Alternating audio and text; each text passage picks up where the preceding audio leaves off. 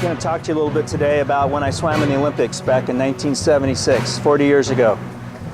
I grew up here in Mission Viejo, and I was a member of the Mission Viejo Nadadores swim team, one of the original members, and I was the first gold medalist from Mission Viejo. I'm going to talk to you about a few things that I learned over the years, and you know, one of the things that's probably most important about getting involved and doing your best in sports is to really have a passion for what you're doing. And obviously, if you guys are traveling all over the country and you guys are here in the summertime working on your skills, you have a passion for what you're doing in wrestling. And I had that same kind of passion when I was a young man growing up here in town as a swimmer. And I remember when I saw the Olympics on TV in 1972, I was 13. And I saw this young man named Mark Spitz win 7 gold medals. Have you guys ever heard of him, Mark Spitz? Seven gold medals and 7 world records in the 1972 Munich Olympics. And I was in, it was right before I started 8th grade. And I was like pumped. I was like, man, I want to do that. And I told my coach, Coach, I want to do that. I want to go to the Olympics. And he goes, are you serious about that? And I said, well, what do you mean? And he said, well, if you're serious about that, I'll put a plan in place for you to make it to the Olympics in 4 years. But you got to promise me you'll be here every day, you'll do exactly what I tell you to do, and you give me 100% effort. Are you willing to do that? And he just looked at me like right in the eyes. And I was like, oh, he was a really tough coach too. I'm like, gulp. Yeah, I'll do that. And 4 years later, I was in the Olympics. And I won 2 gold medals, and I'll give you guys a chance to look at these when we're done here today. But this is what an Olympic gold medal looks like right here. Pretty cool, huh? So what I learned along the way was that I had to be committed to what I said I would do. And that's what people honor us most in our life, is when we live up to our commitments that we make and that we persevere through them, even when it's not fun and when it's hard and when it hurts and when you're hungry and you're tired. And all those kinds of things is if you stay focused and you keep your eye on your goal and you do what you say you're going to do. And so I did the best I could towards what I told them I would do. I don't know if I gave them 100% every day, but I tried to give them 100% every day. And we did stuff in training here at Mission Viejo that no one had ever done before. And so starting out in 8th grade and then going on through my freshman year of high school, I worked my tail off, and we were swimming about 10 miles every day, 6 days a week. And I was exhausted all the time. And I was sore, but I was getting faster. And in my freshman year in CIF finals of the 500-yard freestyle, I came in 3rd place, which was pretty good for a freshman, especially when the guy who got 1st place was the American record holder in the 500 free. So the next summer, that summer I made my 2nd national championship, and I went to nationals and I placed for the first time. I got 6th place in the 1500 meter freestyle, which is the mile. And so 6th out of the whole country. Earlier that year I went to the indoor nationals and I placed 24th place out of about 26 swimmers. Only 26 people in the country qualified to swim in the meet, and I came in 2 spots from last. So as a sophomore in high school, I got to travel across the world to represent the United States. And that was pretty exciting. And in that race over there, I got 3rd place in the 1500 meter freestyle.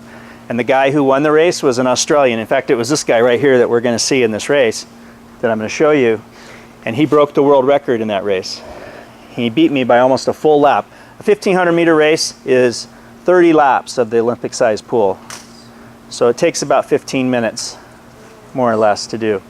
And he beat me by quite a bit in that race, but I was in the race and I was watching him and I was starting to gain experience. So now I was really fired up. I made a trip and I came back, and all I wanted to know was, when's the next trip and how do I qualify for it? Well, the next trip happened to be the World Championships. They were happening the following summer down in Colombia, South America. And so I set my goal on making that trip. And I made that trip and I went there and I came in 2nd place behind an American guy who broke the world record. He broke his world record. So now I'm in these races and I'm getting 2nd and 3rd place behind these guys who are breaking the world record, the fastest guys ever in the world. And I'm in the pool with them. And so I was feeling pretty good about myself, and we started increasing our training even more. And I had grown to where I could I could handle it. For 6 days a week, we were now moving up to like 12 miles a day. And it wasn't just swimming 12 miles, it was like hard swimming, like sprinting and all kinds of pace work and all kinds of different things we did. Plus we did dry land training, you know, we did weights and calisthenics and stretching and all that kind of stuff. So we were spending close to, usually on average, about 6 hours a day training. And now it's going into my junior year of high school, and I qualified for that trip. And I went to Cali, Columbia, won the silver medal in the 1500 free. And then I came home, and the next trip was the Olympics. So I started to get to travel all around the world and represent the United States. Every time I got a new pair of USA sweats. So I got a whole closet of those at home.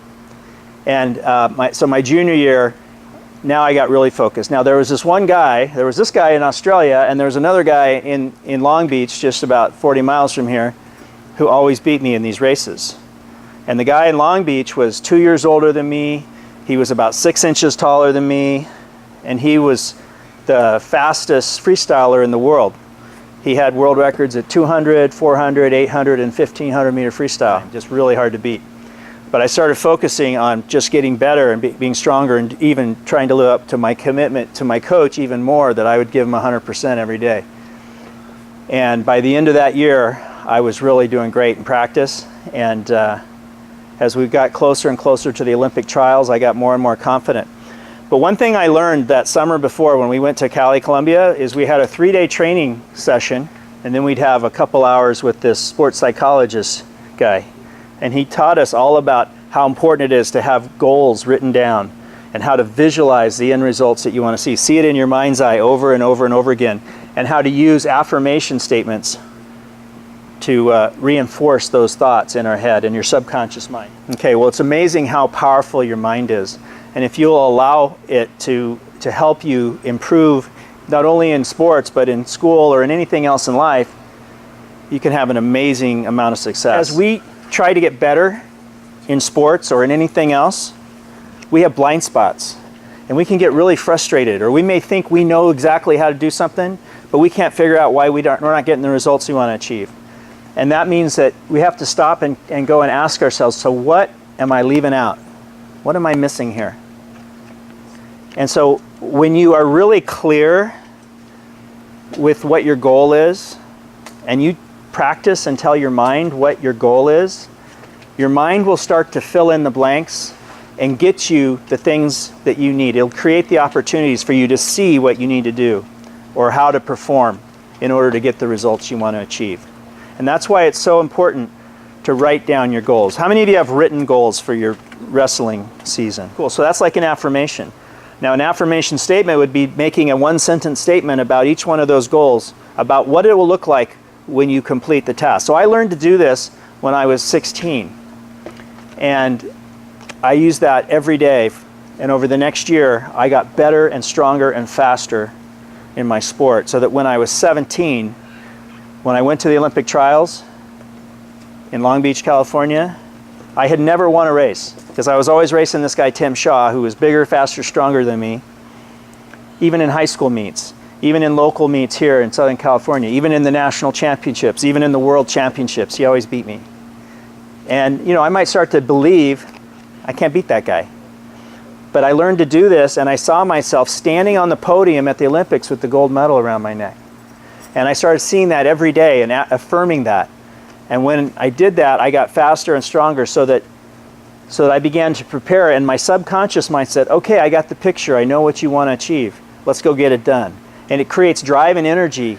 We don't see everything that's out there, but when we get those, when we get our goals really clear and we condition our subconscious mind to allow that information in, all of a sudden it's like it sees everything. Now, you guys, how many of you guys have like how many of you guys have a cell phone? Pretty much everybody? Most guys? All right. So, do you have the latest, greatest iPhone? No. Do you want it? Right? Do you think about it? No, you don't care? Samsung guy? I'm a Samsung guy. But it's like all of a sudden once you start wanting something like that, or maybe it was I don't know what game systems are the latest these days, but when you start seeing something like that, or a new car, you know, you guys don't have cars yet probably, but when you get a car, all of a sudden you'll start seeing those cars that you want, and then you'll start seeing them everywhere. Those are getting through those blind spots that you have, because you're building up that image that you've created in your subconscious mind. I'm telling you all that because it's going to relate to this story. So I go to the Olympic trials in Long Beach, and for the first time, I'm swimming, and I'm feeling like I can beat Tim Shaw. And I go to swim my first race, which is the 200-meter freestyle, and swam a great race in the prelims. I came in, I went a 1:52.78, which is 1/100th of a second slower than Mark Spitz had won the gold medal in the last Olympics in '72 with a world record. And I qualified 6th for the finals. 6th place.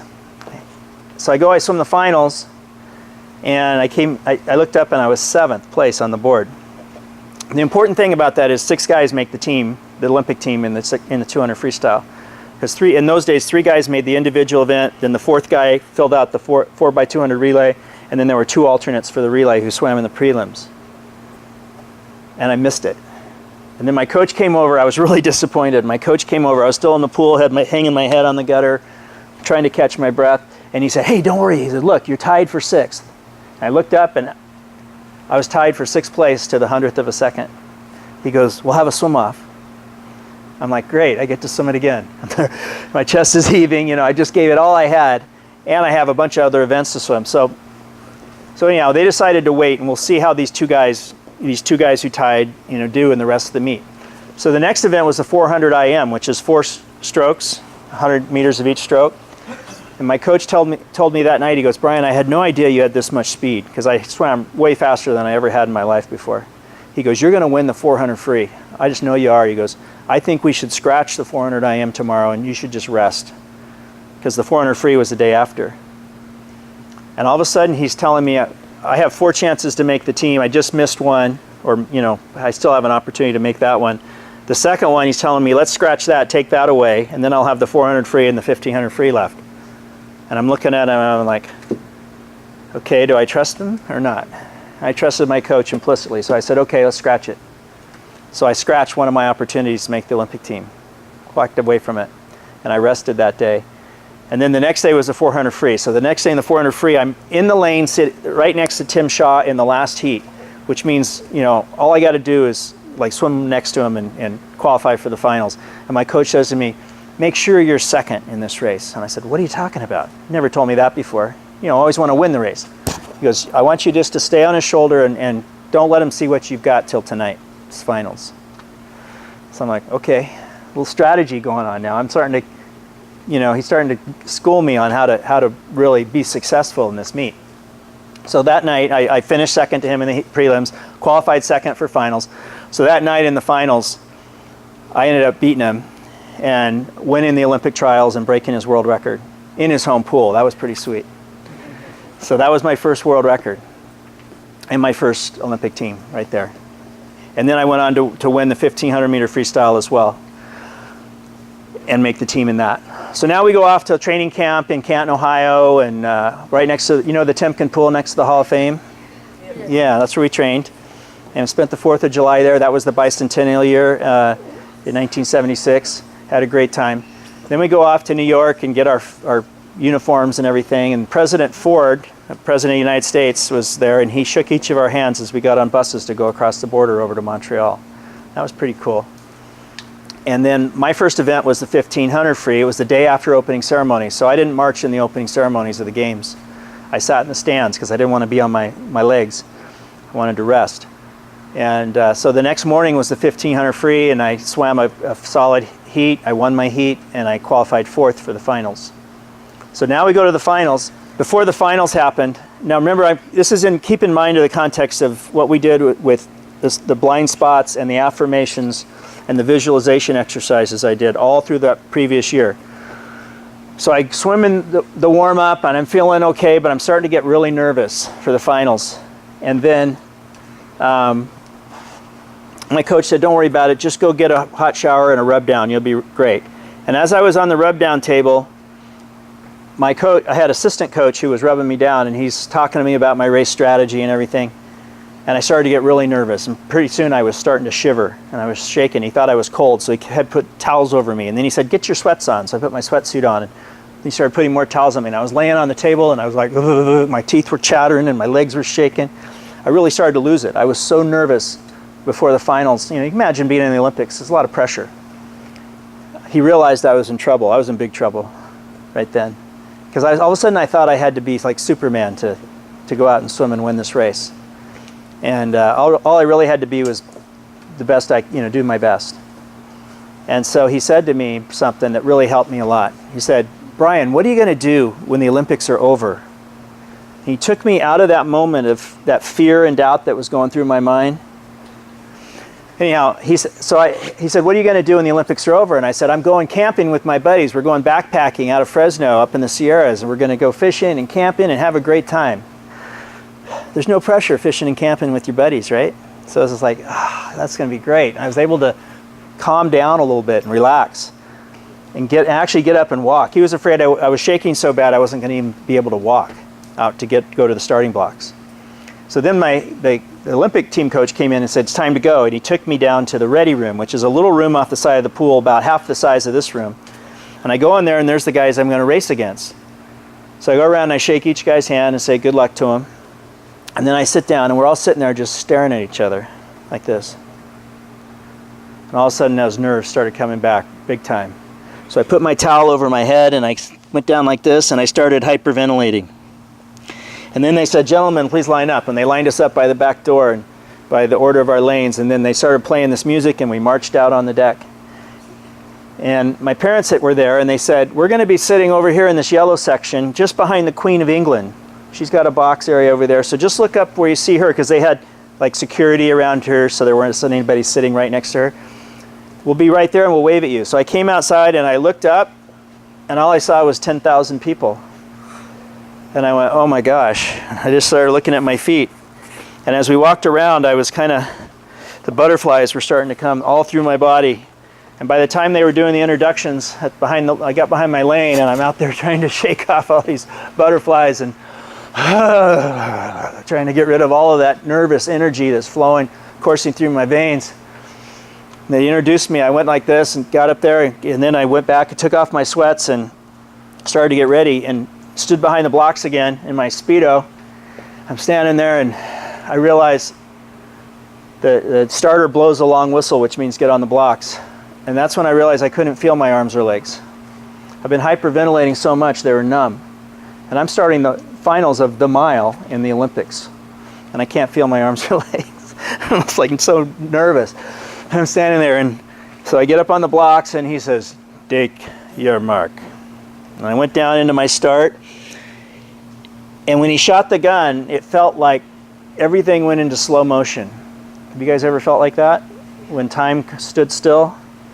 And as I dove into the water, of course I'm diving as fast as I can to get in the pool, but it felt like I was like, woo, into slow motion, into the water, and when I hit the water was crashing in my ears, sounded like cymbals, someone was banging cymbals, and I had no idea how fast I was going. I was so nervous that nervous energy had, again, kind of engulfed me. So I got up on top of the water and started swimming next to my teammate, Bobby Hackett, who always went out faster than me typically. And I got over on the lane line and got into his wake, and we call that drafting in swimming, or dragging. I was dragging off Bobby. And basically he was breaking the water tension, and I was trying to almost surf on his wave behind him for the first half of the race. And then I stayed as close as I could, but he got out to be a body length ahead of me.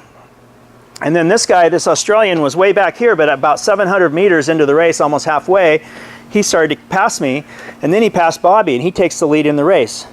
So now, as we got through 2/3 of the race, he's a body length ahead of Bobby, and Bobby's a body length ahead of me, so I'm 2 body lengths behind the leader, and we're getting up to 1,100 meters where there's only 400 meters left.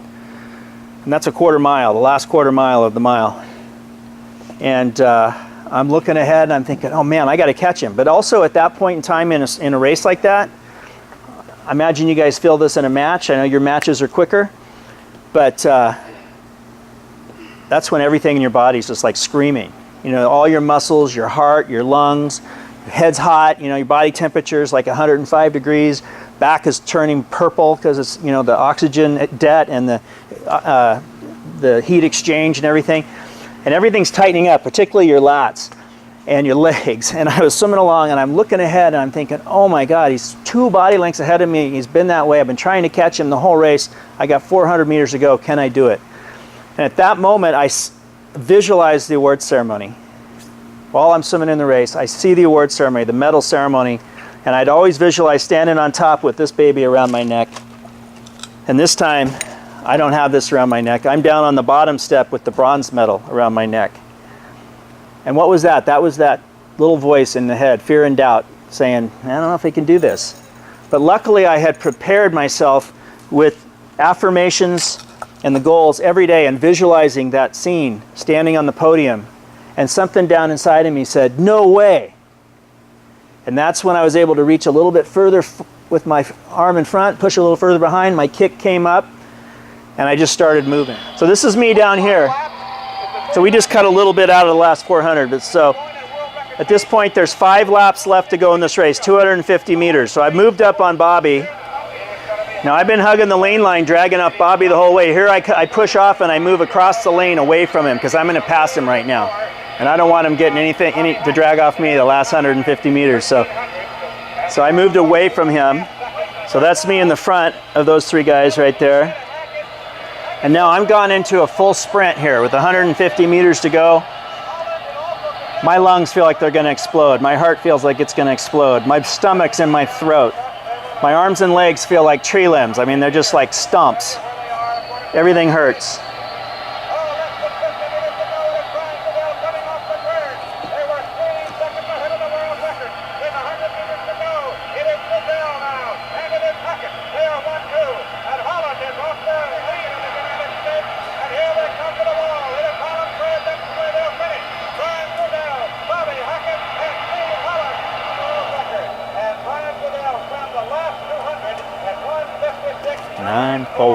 You talk about endurance and guts.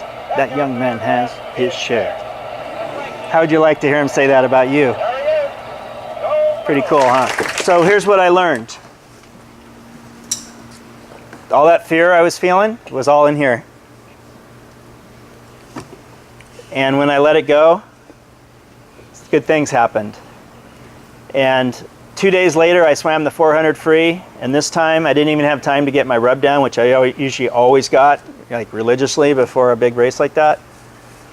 I had messed up on my time to warm up and I was just starting to get my massage, and they said, it's time to go. And I said, I didn't get my massage yet. And they said, doesn't matter, it's time to go.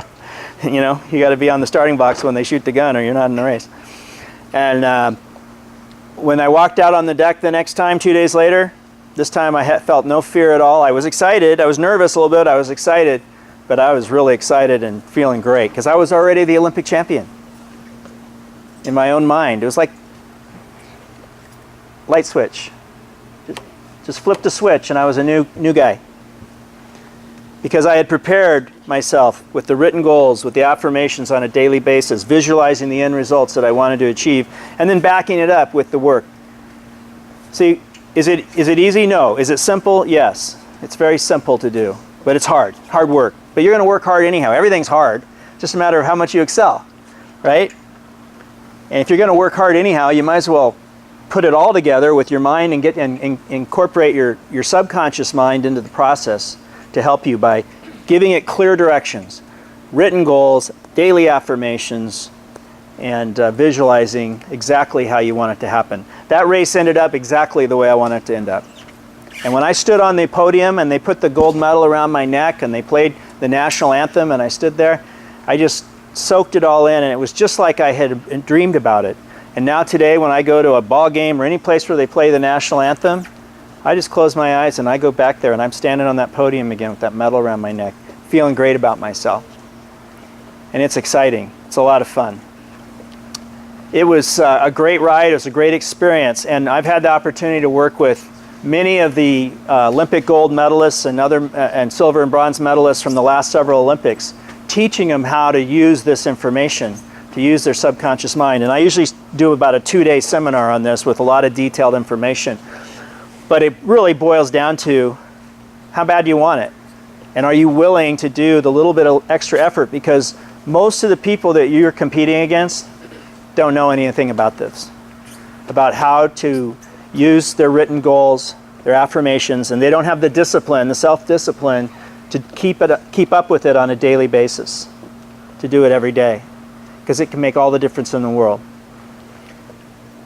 So the champions just do all those basic fundamental things that we learn better. And they stay focused on it because they can see the end result and they can feel the excitement and enthusiasm and the love and all that stuff from having done that. The people who don't focus on that stuff and just sort of casually go through their training, they're not doing it. They're probably doing 90% of what it takes, maybe 80%. I don't know if you noticed on this little video we watched, but I had killer turns. That Australian had crap turns. And when I went to my first trip to New Zealand, he broke the world record in that race. And before that race, I was out of the pool already. I was drying off, getting my sweatsuit on, and his coach made him do 10 full-speed turns right there in the outside lane, and I was standing just off the side, and I'm like, I wonder why he's doing that. And I went home from New Zealand, and I went, I better start working my turns. Because he was doing it, and he just broke the world record. He must have forgot between that meet and this meet, because his turns here were awful. And I killed him on the last 400. It's probably the only way I beat him. Well, plus I went really fast on the last 200. You know, it's things like that. Like when I came back from that and I said, I got to start working my walls, then I started pretending in practice that he was in the pool with me, even though he wasn't. He was in Australia. But he was in the pool in practice, so someone across in the next lane or a couple lanes down or even in the farthest lane across the pool, whoever was going into the wall the same time as me, I would see how far I could beat him off the wall, how fast I could do it and beat him off the wall. And that gave me great turns. And that's what people would say. It's like, Brian, how can your turns be so good, especially when you're so short? You know, when I swam in the Olympics, I'm 5'9" now. I was only 5'7.5". But I could kill a guy who's 6'6" on the turns, which doesn't make sense because they can turn further out from the wall. You know, you think they've got more be able to jump higher, you know, more vertical lift off the wall. No, I was just faster. And I used my size and my quickness and my mind to my advantage in that field. And that's a great thing. In wrestling, you see that all the time with the champions. They take something that would appear to be a weakness for them and they turn it into their strength. The story I just told you is about my confidence building over those years, those high school years, with a great coach guiding me and great teammates pushing me and great competitors to chase and then to race against. And really challenging me to be the best I could be and really overcoming the limitations I had in my own mind. And that's what we all struggle with, I think. We're all trying to break out of the little box that we grew up inside of our self-image of who we think we are, into being something else, which is something better, someone better than who we currently think we are. Okay, thanks guys.